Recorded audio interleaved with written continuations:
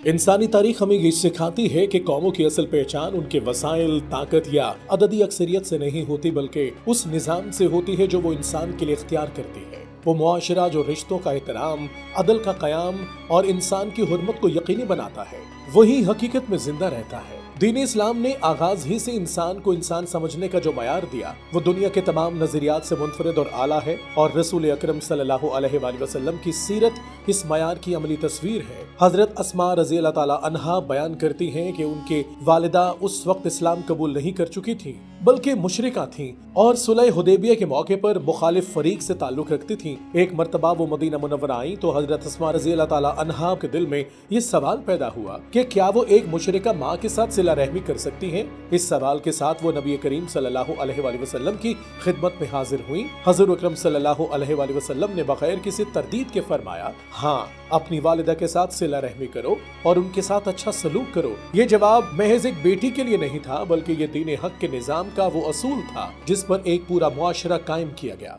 इस वाक़े से यह हकीकत वाज़ेह होती है कि इस्लाम में खूनी रिश्ते अकीदे की बुनियाद पर खत्म नहीं होते। माँ बाप अगर ईमान ना भी लाए हो तब भी उनके दुनियावी हुकूक अदा करना लाजिम है। यही तालीम कुरान मजीद में हजरत लुकमान अलैहिस्सलाम के नसीहत के जरिए दी गई कि अगर वालिदैन इंसान को शिर्क पर मजबूर करें तो इस मामले में उनकी अतात न की जाए, मगर दुनियावी मामलात में उनके साथ हुस्न सलूक तर्क न किया जाए। यही तवाज़ुन दीन हक की पहचान है, जहाँ अकीदे पर कोई समझौता नहीं लेकिन इंसानियत पर भी कोई ज़र्ब नहीं लगने दी जाती। ये भी हकीकत है कि हजरत अस्मा रज़ी अल्लाह ताला अन्हा की वालिदा एक दीनी और सियासी एतबार से मुखालिफ फरीक में शामिल थी, मगर न रसूल अकरम सल्लल्लाहु अलैहि वसल्लम ने और न ही हजरत अबू बकर सिद्दीक रज़ी अल्लाह ताला अन्हु ने कभी ये फरमाया कि इस बुनियाद पर माँ के हुकूक खत्म हो जाते हैं।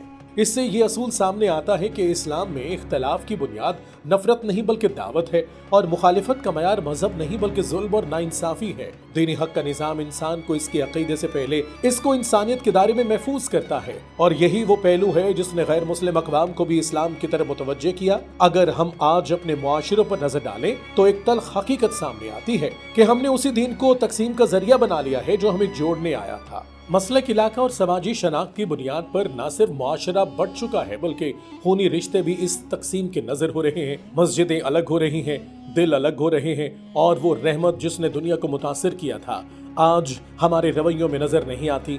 हालांकि इस्लाम में मजहब की बुनियाद पर नफरत का कोई तसव्वुर नहीं बल्कि बातिल अकीदे के खिलाफ दावत है और जुल्म के खिलाफ मज़ाहमत है। इंसान के खिलाफ दुश्मनी नहीं। दीनी हक का निज़ाम महज इबादत या नारों का मजमुआ नहीं बल्कि एक मुकम्मल मुआशरती ज़ाब्ता है जिसमें अक्सरियत हो या अक़लियत हर फर्द के हुकूक महफूज होते हैं। यही निज़ाम अमन, अदल और बाहमी एहतराम की ज़मानत देता है।